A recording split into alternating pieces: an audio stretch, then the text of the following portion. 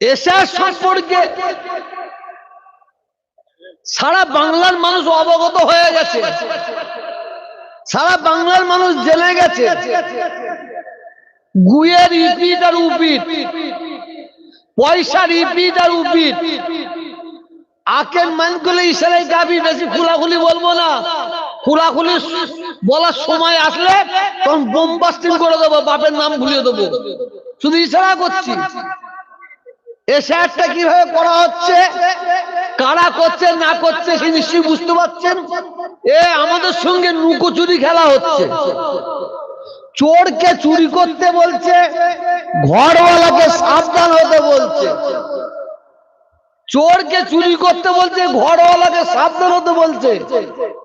এশার করার জন্য যখন আজ থেকে 2 বছর আগে কেন্দ্রীয় সরকার পদক্ষেপ নিয়েছিল, অনেকে বলছে না এশার করতে দেওয়া যাবে না, অনেকে বলছে দেওয়া যাবে। আমার কাছে সাংবাদিক ভাইয়েরা, রিপোর্টার ভাইয়েরা এসে হাজির, এসে বললেন পীর সাহেব আপনি কি বলেন?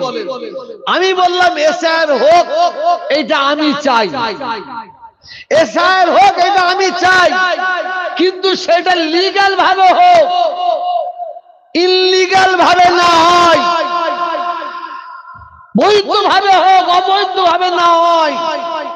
যদি এশার করা হয়, শুনে না, যদি এশার করা হয় লিগ্যাল ভাবে করা হয়, যদি এই বাংলা থেকে 1 কোটি মানুষ ভোটার লিস্ট থেকে বাদ পড়ে যায়, দেখা যাবে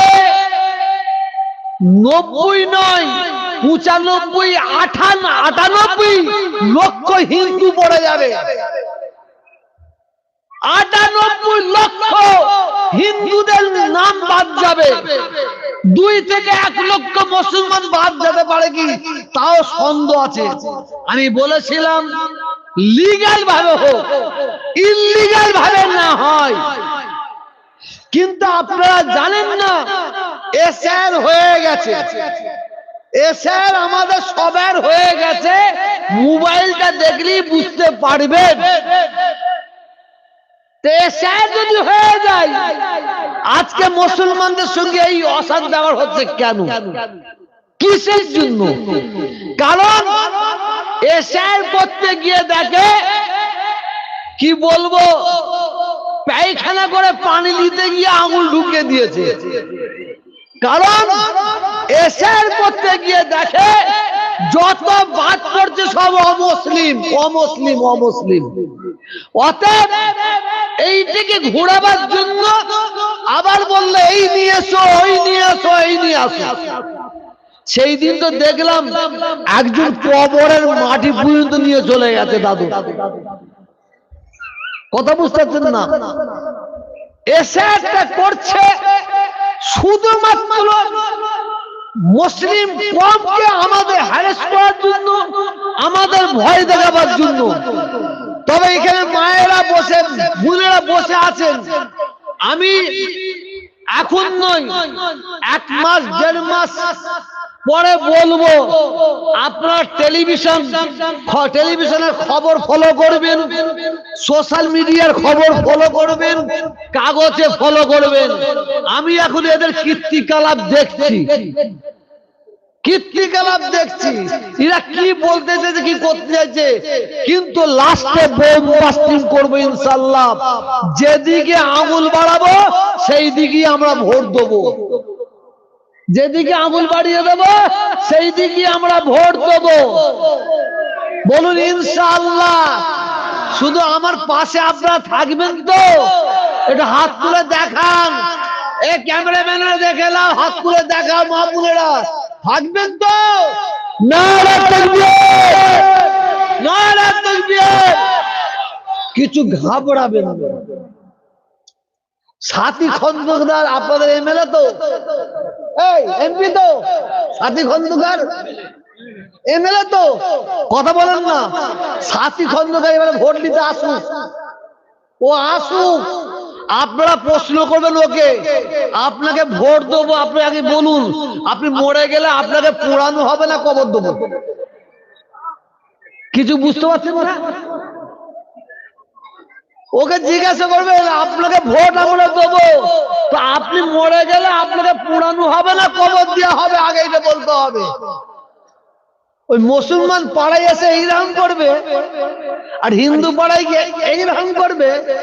হ্যাঁ, তার মানে দুদিকে ভোট নেবে। শুধু আপনারা আমাদের বোকা বানানো হয়েছে। আপনারা এমএলএ তৈরি করছেন, এই 5 বছরের এমএলএ সাথী খন্দকার ভগবতীপুর, নবপুর, সিঙ্গির, চটিমুড়ো, কবিমুড়াই কি করেছে আপনারা দেখবেন না? দেখবেন না? শুধু ভোটের সময় এইরকম এরকম বললে হবে? মনে রাখবেন, আমরা 5 বছর ভোট দিই, 5 বছর ক্ষমতায় থাকে আমাদের উন্নয়নের জন্য।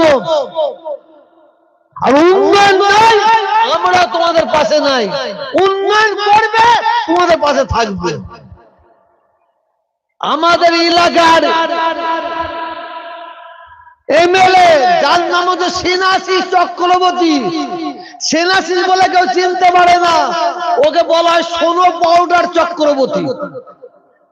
কারণ ও বাড়ি থেকে যখন বেরোয় না, মেয়েদের মতন খুব সাজে, খুব সাজে। 15 বছর এমএলএ হয়েছে। একটা এমএলএ প্রতি বছরে 60 লক্ষ টাকা পায়, 60 লাখ টাকা পায়। 15 বছর এমএলএ হয়েছে। ভারতের দ্বিতীয় মুসলিম তীর্থভূমি ফুরফুরা শরীফ। প্রথম কোনটা প্রশ্ন থাকতে পারে? প্রথম হচ্ছে আজমির, দ্বিতীয় হচ্ছে ফুরফুরা শরীফ। ভারতের দ্বিতীয় মুসলিম তীর্থভূমি ফুরফুরা দরবার শরীফের জন্য ওই এমএলএ 5 লক্ষ টাকা খরচা করেন, 5 লাখ টাকা খরচা করেন। আর মমতা ব্যানার্জি ফুরফুরা শরীফের জন্য, উন্নয়নের জন্য কোটি কোটি টাকা দিয়েছে। আর ওই সেনাশিস কি বলেছে জানেন? আমাদের এমএলএ ও সেই টাকাগুলো নিয়ে জাঙ্গিপাড়ায় মশাদ চিড়িয়াখানা সাজাচ্ছে। এই পরশুদিন একটা সুইমিং পুল করেছে জাঙ্গিপাড়ায়। এ কথা কিন্তু আমার বলা না বললে চলে, শুধু হাফিজ সাহেব ইশারা করলে একটু বলছি। আসুন, প্রত্যেক মা বোনকে বলবো, ভাইয়াদের বলবো, ভোটটা দিতে যাবেন, 5 মিনিট ভুল করবেন 5 বছর ভুগতে হবে। ঠিক বললাম না ভুল? 5 মিনিট ভুল করবেন 5 বছর ভুগতে হবে। আর 5 মিনিট ভুল না করেন 5 বছর আরামে থাকবেন। আমার এই মাদ্রাসা ক বছর হয়েছে? 12 বছরে। 12 বছরে এমএলএ এমপির কুটা থেকে একটা কল বসানো হয়েছে, একটা পানির কল করে দেওয়া হয়েছে?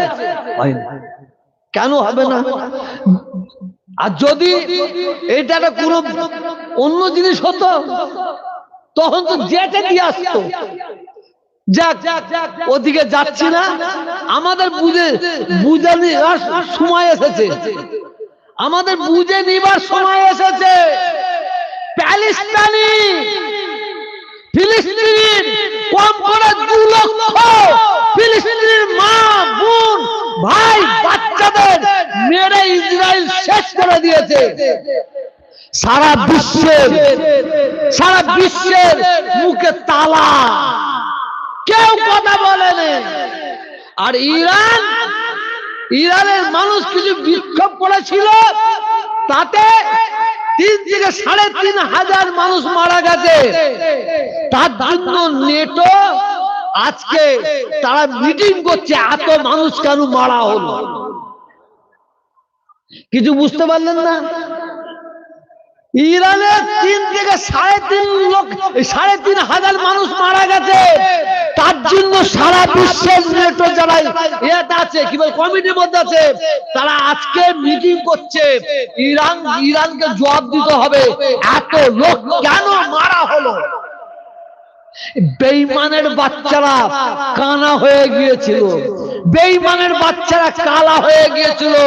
আমার ফিলিস্তিনির বাচ্চা বাচ্চা শিশু আজকের দিনে খেতে পায়নি, যে খাবার গরুরা খায়নি, ছাগলরা খায়নি, ঘোড়ারা খায়নি, সেই খাবার ফিলিস্তিনির মানুষ খাচ্ছে, মা খাচ্ছে, বোন খাচ্ছে, বাচ্চা শিশুগুলো খাচ্ছে। 1 থেকে 1.5 লক্ষ থেকে 2 লক্ষ মানুষকে মারা হয়েছে। এই ইসরায়েল বেঈমানের বাচ্চা বেঈমান মেরেছে অন্যায় ভাবে। তাদের ঘরে কেন মারা হলো?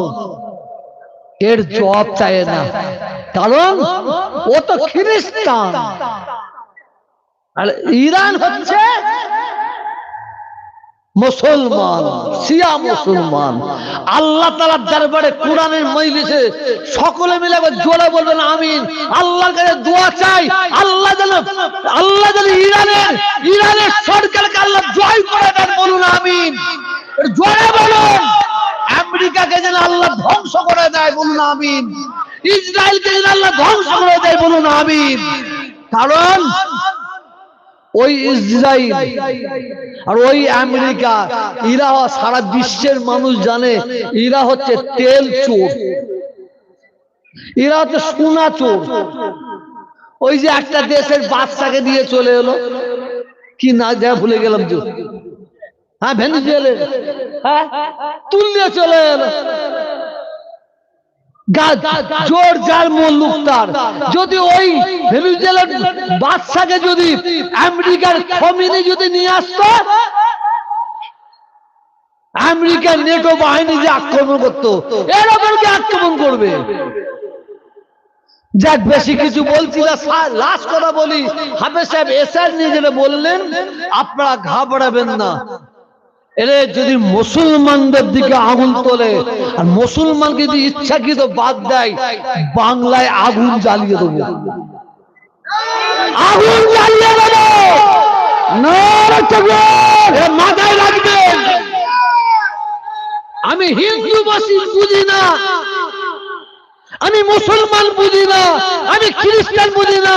অন্যায় ভাবে যদি বাংলার মানুষকে ভোটার লিস্ট থেকে বাদ দিয়ে হয়, আমরা ছেড়ে কথা বলবো না, তার জবাব আমরা নেব ইনশাআল্লাহ, পেতে নেব ইনশাআল্লাহ। কিন্তু সোর্সের মধ্যে যদি ভূত থাকে, সে ভূত সরানো যাবে। পশ্চিম বাংলা সরকার আর কেন্দ্রীয় সরকারের মধ্যে কতটা মাখামাখি আছে দেখছি, দেখছি। আমরা পশ্চিম বাংলা সরকারকে বিশ্বাস করেছিলাম, আজকে পশ্চিম বাংলা সরকার মুসলমানদের মেরুদণ্ড অনেক ভেঙে দিয়েছে। এটা বাংলার মানুষ আমরা জানি। ওয়াকফ সম্পত্তির উপর হস্তক্ষেপ করেছে। আমরা যখন ওয়াকফ সম্পত্তি নিয়ে আমরা পথে নেমেছিলাম, এই পশ্চিম বাংলার মুখ্যমন্ত্রী বলেছিল আপনারা গুলোগুলি করবেন না, গুলোগুলি করলে আমার চেয়ে বেশি কেউ খারাপ হবে না। বাংলার মানুষ বাংলার মানুষকে উনি হুমকি দিয়েছিলেন, মুসলমানদের হুমকি দিয়েছিলেন। আমরা চুপ করে বসেছিলাম। কিন্তু আজকে সেই ওয়াকফ সম্পত্তি মুসলমানদের বাবা সম্পত্তি, পশ্চিম বাংলা সরকারের বাবা সম্পত্তি নাই, কেন্দ্রীয় সরকারের বাবা সম্পত্তি নাই। এই ওয়াকফ সম্পত্তি আজকে মুসলমানদের হাত থেকে কেড়ে নিচ্ছে, আর আমরা ঘুমিয়ে থাকবো, ঘুমিয়ে থাকবো? অত সহজ নাই। এর জবাব দেবো আমরা, এসআর করতে দেবো না। মমতা ব্যানার্জি বলেছিল না, বলেছিল না এসআর করতে দেবো না, দেবো না, দেবো না। আজকে এসআর হচ্ছে কেন? ওবিসি করতে দেবো না, দেবো না, সেই ওবিসিটা বন্ধ করা হলো কেন? আমি এখনো চুম্বড় আছি, বিশ্বাস করুন আমি কিছু বলি না। কারণ অনেক মুসলমানদের নেতা বেরোয়, তারা নেতা সেজে মুসলমানদের ভোট নিবার জন্য। আমি কোনোদিন খুদার কসম, আমার আল্লাহ এক, কাবা এক, কুরআন এক, বাপ এক, আমার মা এক, আমি কোনোদিন পার্টি করি না, করছি না, করব না। তবে আল্লাহর কসম খেয়ে বলছি, যতদিন বেঁচে থাকবো আমি আমার কওমের জন্য, আমার জাতির জন্য, মানুষের জন্য কথা বলছি, বলে যাবো ইনশাআল্লাহ। ইনশাআল্লাহ। শুধু আমি চাই আপনারা আমার পাশে থাকবেন তো, না মুনাফিকি হাত তুলছেন? ইমানদারি হাত তুলে বলুন তো, থাকবেন তো? ওই উঠছে কোথা? হ্যাঁ, ওই হাত দেখবে একটু, দেখিনি না? মুনাফেক যারা হাত তুলবেন না, যারা মুনাফেক হাত তুলবেন না, যারা ইমানি মুসলমান হাত তুলে দেখান। নারে তাকবীর, নারে তাকবীর। তা আমরা 2026-এ ভোট কাকে দেবো, কোন দিকে দেবো, এখন 20-এর নিমিত। এখন আমরা কোন দিকে দেবো এই দিকে যাচ্ছি না। আপনারা আমার দিকে অপেক্ষা করবেন তো? ইনশাআল্লাহ। দরকার হয় মুখ্যমন্ত্রীর সঙ্গে আমি সরাসরি বসবো, দরকার হয় কি বলে অভিষেকের সঙ্গে সরাসরি বসবো, ফাইসালা করবো, এসে বোমবাস্টিং করবো মুসলমান। আমরা এই পথে চলবো। আমাদের কথা শুনবে আমরা শুনবো, আমাদের কথা শুনবে না আমরা শুনবো না। শুধু হাফেজ সাহেবের কথা রেখে এইটুকু বললাম, বেশি লম্বা চড়া করবো না। আসলে জামাত হবে।